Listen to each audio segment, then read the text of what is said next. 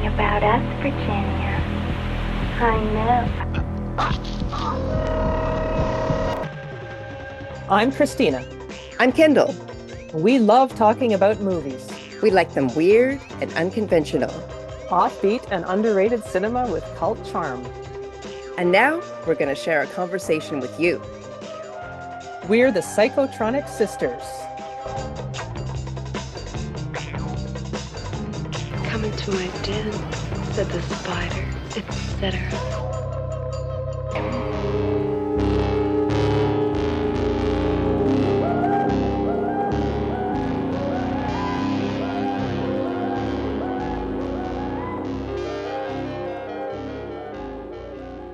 So, Christina, this Dementia / Daughter of Horror, this was your choice. What do you like about this movie?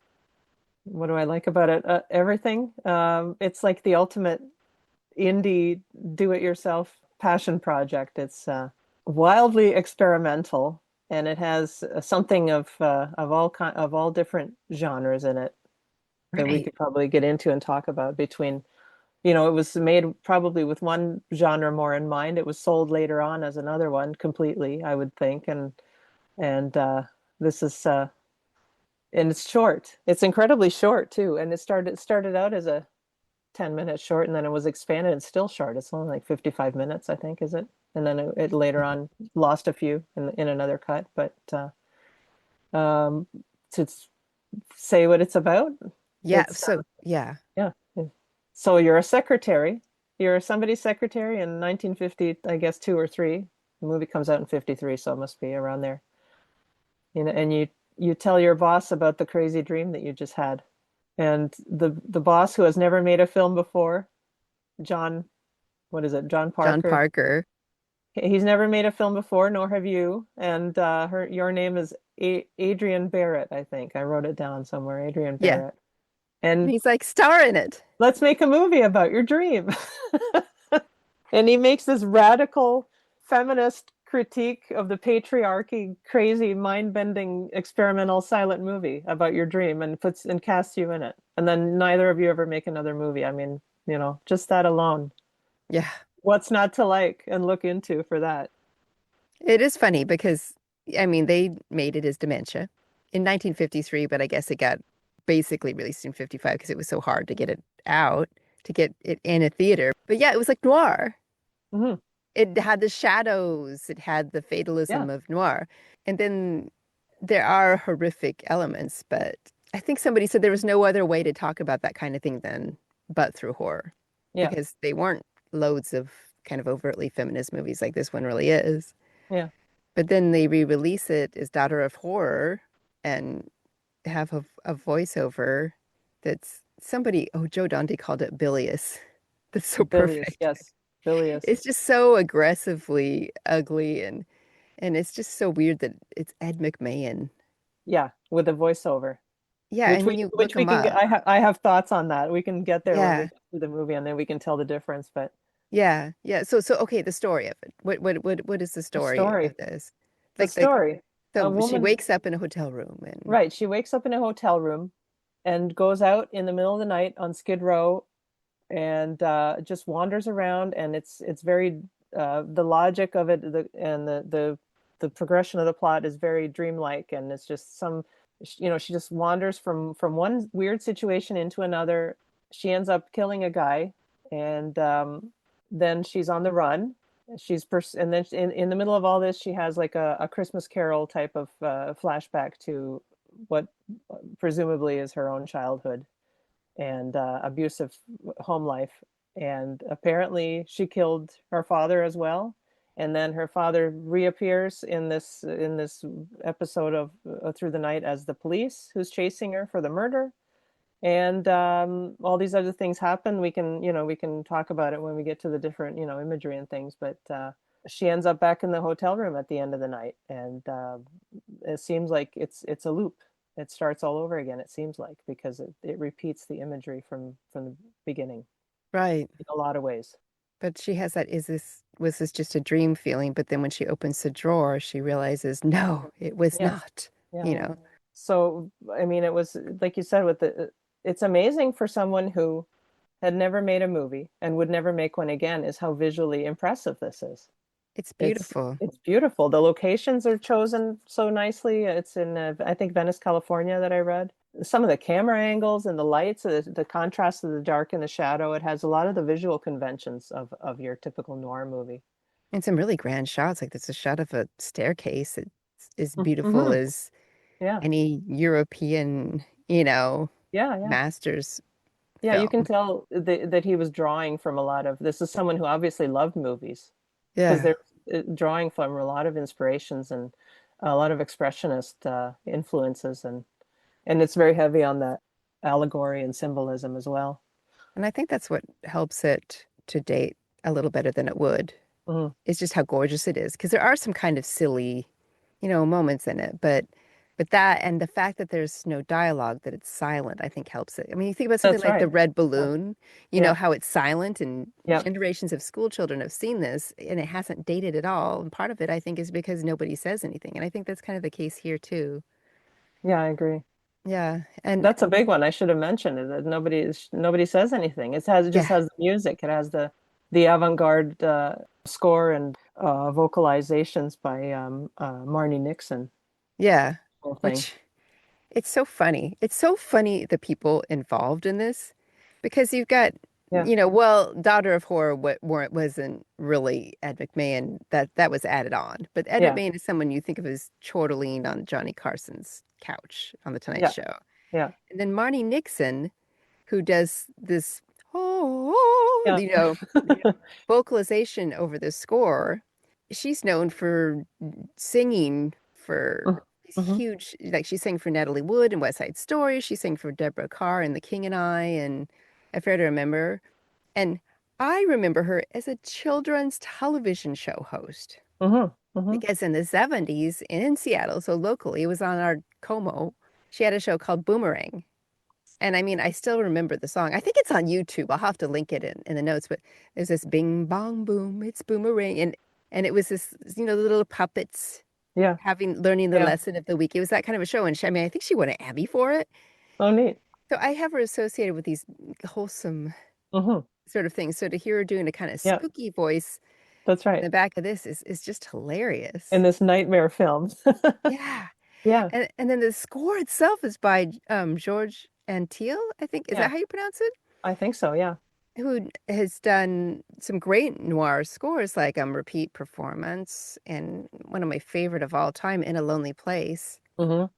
Did you find anything about how he knew all these people? No, I Like, didn't. I like there's these are bona fides. Like, I know they're big names, and in the yeah, nightclub too. When they go to the jazz club, that's Shorty Rogers. Rogers. That's right. Thank you. And the Giants, I think, and that's a huge name too. I mean, he was Yeah, an arranger and a musician for big names. So it's kind of amazing how you yeah. do this little DIY indie movie, this weird movie, and you get all these great talents involved. I mean, it's not like the let's just get together and make a movie playbook generally. Right. It's like Yeah. Carnival of Souls didn't have anybody famous. No. Right. Right. It's so it's baffling to me. And I like looked and looked and couldn't find any information about that. I'd Yeah. love to know what the story is on that. And even just like Bruno Vasoda, Mm-hmm. who is the man who is killed, looks a lot like Orson Welles. Right. He was a Kind of like a Corman grouchy regular. Orson Welles, I guess. Yeah. Yeah. Like he was in tons of movies. Yeah. And And he, and Corman, he directed like The Brain Eaters and The Star Creatures, Female Jungle. I mean, to me, that's high art, but yes, me too. I agree. Yeah. Yeah, and he helped Parker develop it from a 10-minute short and claimed that he directed most of it later on too. So, Yeah. it's amazing how this came together. Yeah, and I mean, I believe that Hmm. too, Hmm. because I think a lot of the polish would make sense if you had somebody who knew what Yeah. they were doing in And there. the connections to the different people. Yeah, you're right. Oh, you know what? That's probably it, isn't it? That's where the connections I would came. I would guess, yeah, that would be my guess. Yeah, which makes you wonder how much he is an author of the film. Hmm. Hmm. If they came in with this great idea and he really did do a lot. The dream logic is really something. Like you said, the no dialogue, the little things that when you're dreaming, when you're in a dream and everything feels natural and you just kind of pop from one thing to another and it seems nothing makes sense. Nothing goes together. There's no way that you could get from point A to point B, you Yeah. know. Well, just the idea that you have these really intense experiences, but there's not real consequences. Hmm. That's so dream logic. Yeah. And emotionally, she's kind of emotionally detached from everything too, because so often her response to everything is just to start laughing. Yeah. She laughs a lot at everything. It's like she in the dream or in the situation, whatever, she's seeing how ridiculous everything is and It's like she's absurd. watching a movie or something. Yeah. I mean, I know she mentally is unwell and maybe can't really, maybe Hmm. has no empathy Hmm. and does find everything hilarious, but it's still really interesting. This one reviewer he was saying she had an electric complex, but then was also saying it was Freudian, just this Hmm. really confused. I mean, I think electric complex, that's young, I'm pretty sure. And also, isn't that when you're in competition with your mother, which is that what she is when she kills her father? I don't know. I was just very confused. Maybe I don't understand all of this stuff. But Yeah. I can't imagine they were thinking about any of this, making this. No, to me, I mean, to me, it most clearly, it's a patriarchy thing, because Yeah, look at all the men in this movie. To me, it's a very obvious feminist critique, like a bring down the patriarchy movie. Because if you look at the men, they're at best they're rude and obnoxious. They're mostly worse than that too. Like yeah. they're sometimes they're creeps, they're perverts, they're abusers. She witnesses a domestic assault. The law and authority is father basically, so that they're connecting the urban and her father and with the law and with the oppressive institutions and structures and systems, and she's just kind of trying to get away. She's constantly trying to get away from their grip, literally their grip, because Yeah. she cuts off the rich man's hand to be Yes. to get her a part of herself back, and she's stuck with it. At the end when she wakes up, the hand is still there, so it still has the grip on her. I mean, if you start connecting all these things, it's all the power of men, and how there isn't there a woman in the nightclub with two black eyes too? Did you notice that? No, I didn't. At the end she's sitting there with her partner, the man, and I'm pretty sure she's got two black eyes. It's either that or her makeup is running. So, were you reminded of anything when there's that scene? See, another thing we didn't mention was going back one step is Bruno Vasoda he's just called the rich man, and everybody is called. They don't have names. Like she's the Yeah. gammon, but when the rich man is eating, when he orders that food, Yes. takes her home and he's eating, did it remind you of anybody in another film Oh, oh, that it's we've so talked about? funny. I watched it a couple of times, and it's the second time I'm like, this is like the substance. Exactly. That's what I It's was. all greasy and oily in the shadows. I love that you've okay, because I had it written down. I was gonna bring that up. Yeah, that's the first thing I thought, because he's so repulsive when he's eating, and she's watching him, and the look is almost the exact same expression as Demi in the substance. She's like, ugh, And I don't think Coralie Fairy J. I don't think she was inspired by that. Like it no, doesn't but seem like any of her influences were there. yeah, Yet there it is. there it is again. Yeah, isn't that amazing that It we have all these connections? it had to make me wonder about influence too. Like Mhm. how much something really is an influence, or do we just have a lot of the same experiences? And Yeah, yeah. because yeah, and I've never, I mean, this is the first time I've seen it since I've seen The Substance. So I Hmm. never would have thought too much about it, but I was Same. like, oh, wait. Yeah, Yeah, same. it's Same here. funny. It's funny how all these things we're watching are so connected too. Yeah, Yeah, and it was just interesting that the pimp, the evil one, yeah. everything else had a name, and he wasn't the pimp, he was just the evil one. And I don't know if that was just because Hmm. they Hmm. of censors and they didn't want to admit what he was, but Yeah, yeah. I've seen him described in some older reviews as the procurer as well. Yeah. Oh my gosh. Yeah, it's just Another film different. that this remind me of, have you ever seen Alex Garland's Men? It came out what, 2 years ago maybe or something like that. And especially at the end, like I said, she cuts his hand off. She thinks she's woken up from a dream, but then she opens the drawer and finds the hand with her necklace and the amulet. in the grip of the hand, and it reminded me of Men because that one is all about the this kind of endless cycle of male violence against women and literally regenerating over and over and over. Like you're unable to get away from it. This is Even almost a subgenre. yeah. So even this case, even when she's in the nightclub and she thinks she's gotten away from it and she's ready to sing, she's in Yeah. her new outfit, and so that's like, symbolic of freedom. And but all the violence and even the rich man comes back from the dead. They're still there. So that's what reminded me a lot of the movie Man. Yeah. And the fact that he's looking through, well, like he closes the door behind her when she goes in the nightclub and that has bars on it. And then he's Hmm. looking through Hmm. the bars. It's like, oh, she's just in a different prison kind of. Whoa, Hmm. that had to have been on purpose. Yeah. That nightclub scene, I watched it so carefully because one, I knew that part of the censorship was that there's an interracial couple there. And I'm like, there is? Yes. So I Yeah. had to look really carefully to see that. But then I also saw that Aaron Spelling was in there. That's right. I think I spotted him. Did you Did manage to you? spot him? I I couldn't think find him. I there looked was up only pictures of him from the time. Yeah. No, I didn't do that, but I tried going from memory from the other early things that I had seen him in, and I think I spotted someone who kind of looks like him in a shot where there's three men. There's like they're either all at the same table or they're at different tables really close together, and he's like on the leftmost side of the screen for That like is a so second. strange. Yeah, all these people. It's like a weird dream where all these people kind of appeared. But it's just like all these people who like were so much a part of my growing up. Yeah. Barney Yeah. Nixon, Ed McMahon, Aaron Aaron Spelling. Spelling. They're like that was the 70s Yeah. for Yeah. me. Yeah, that's all the big names. Yeah.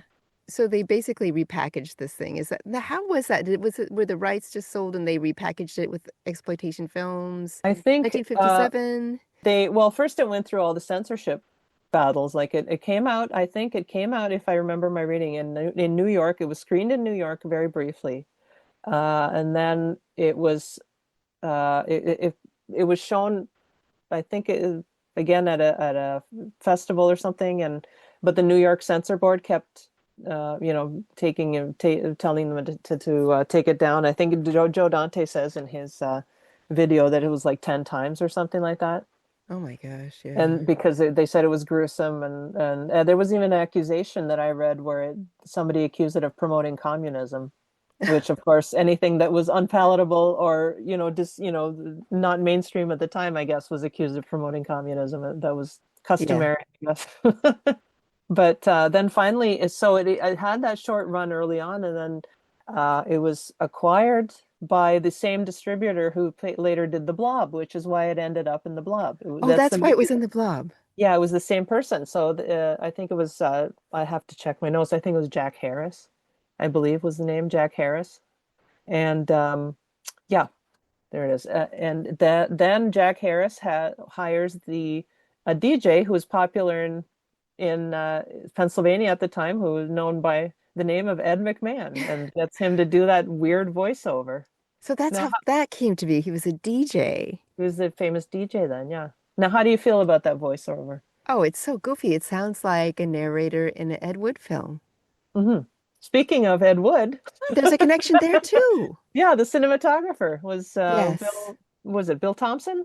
I should have written down all these names. I'm going But by now he memory. did Yeah, Bill Plan Thompson. 9 from Outer Space, right? Yep. Isn't that funny? Yeah. Yeah.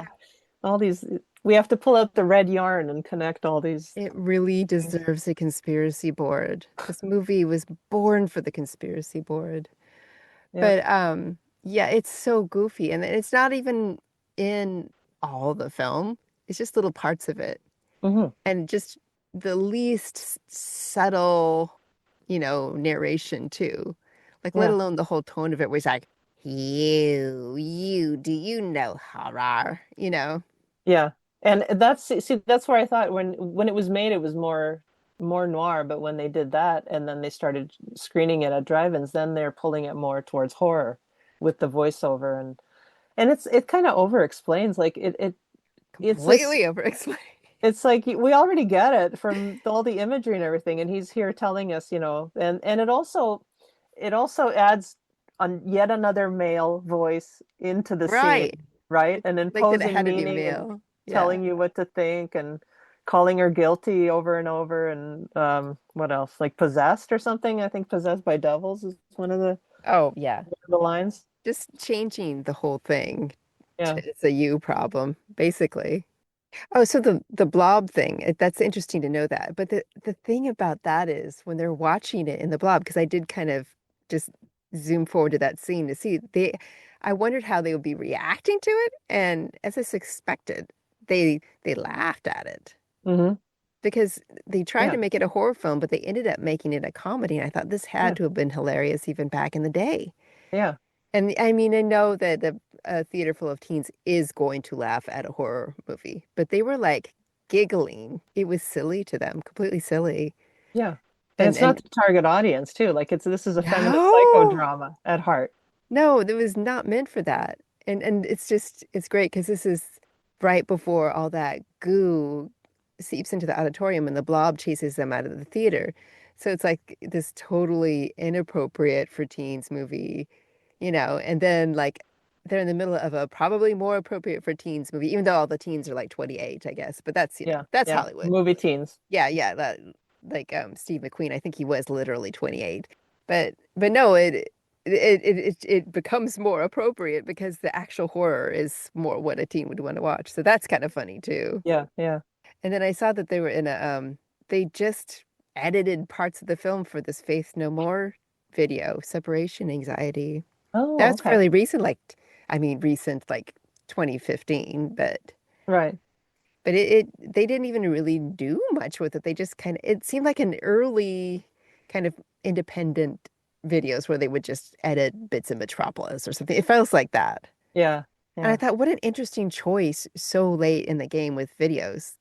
So I do want to Yeah. know why they made that choice. It's really interesting.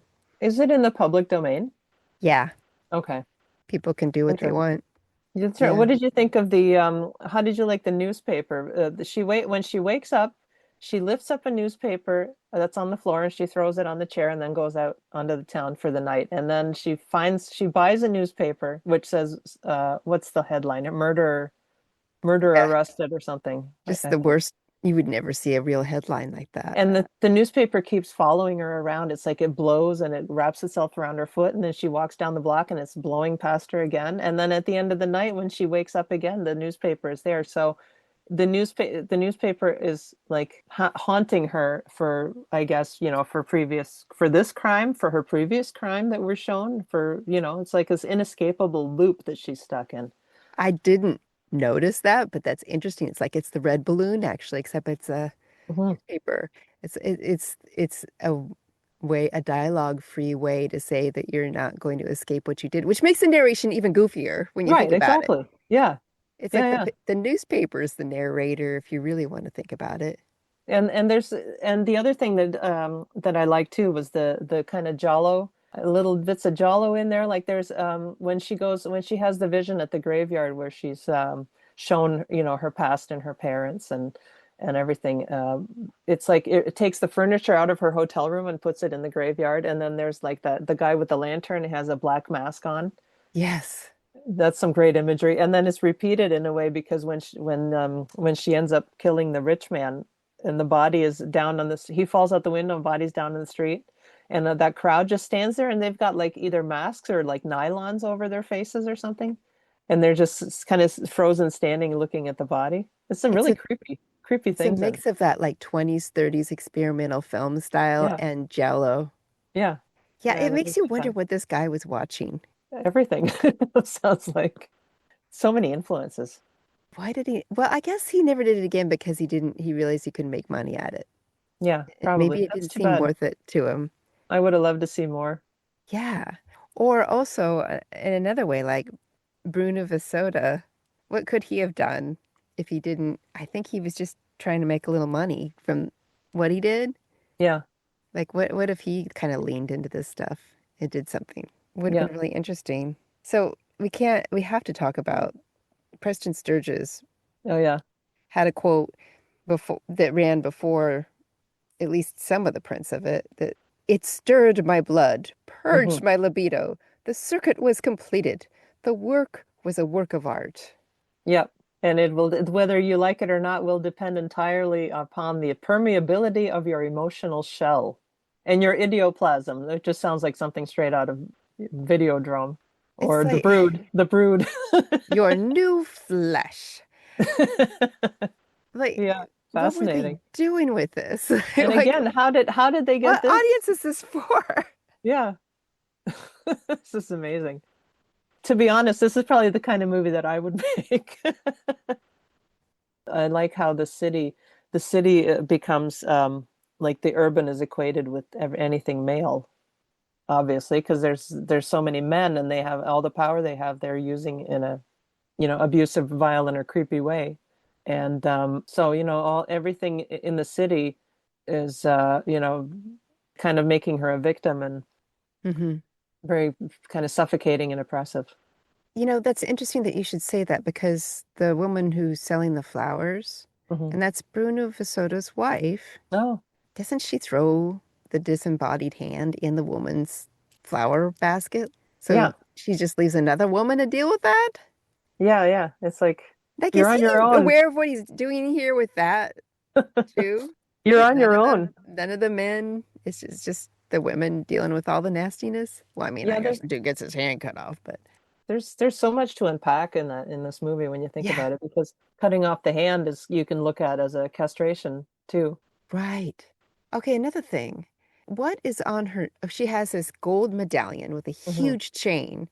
Obviously, I'm meant to see this and see what it is, but I couldn't Somebody figure out. I saw in a letterboxd review, somebody I think spotted that it was a Saint George and the Dragon, Okay, because I did see a figure which and would I make thought it was sense. a horse, but Yeah, that yeah. would make sense. She's taking back the power when she hits at the male institutions. And now, if you look at it as a feminist critique of patriarchy, and then how do you square that up with the title Dementia and it having so much of her, her mental state being this way and or being mad or being a nightmare? Yeah, is it you drove me to this? Yeah. You made me ill, mentally ill, Hmm. Hmm. because And my and then being past stuck made in me that. mentally ill. My brain is broken. Yeah. Yeah, that's a good way to put it. Yeah. So daughter of horror, even. Yeah. A child That, of, yeah. yeah. So he's blaming her in that, the narrator, but the title literally says she came She's the from it. victim. She's the product. Yeah. Yeah, interesting, isn't it? It's such an interesting little movie full of everything. You can go Yeah. on and on. And I gotta say, yeah, I love a good short movie Hmm. because I can watch it and then watch it again and pick up more things. Yeah. So it's not just that sometimes I just want to watch something and carry on with my day, but it did allow me to look at this. Like over the years, I've been more willing to watch it again and again because of Hmm. that. Hmm. I have no idea what they were really intending, but it just seems more and more like they were maybe a little more self-aware than I realized at Yeah. first. So it is, yeah, it's an interesting movie, and I'm really glad that you picked this one because I never looked at it closely enough to draw out all these ideas about it, and it was a really interesting thing to cover. Hmm. It kind of reminds me of like you could pair this with Ms. 45. Yeah. No, it does work for, well, I mean, for any number of revenge flicks, but just the ideas behind that one where it's like, well, you drove me to it. Yeah, Hmm. it totally Hmm. works. With Yeah. no dialogue too. Yeah. Oh, yeah. Oh, definitely. And also, it fits really well into the One Crazy Night Hmm. after hours kind of. I Yeah. like to call it the after hours genre Yeah. just Yeah. because it's probably the best one. Yep. But yeah, they like the Gammon would be friends with the Griffin Dunn character for sure. They would have Yeah. watched out for each other. That would have been the difference. It's interesting. But anyway, Yeah. it was a good one. Very. Yeah. Yeah, So we couldn't do a two-parter. It would have been longer than the original movie. yeah. So coming up next, we're going to have quite a double feature. Hmm. So stay tuned for that one. It's going to be fun.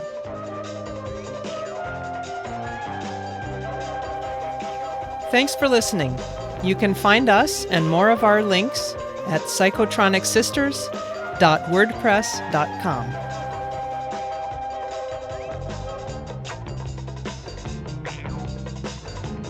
Come into my den, said the spider.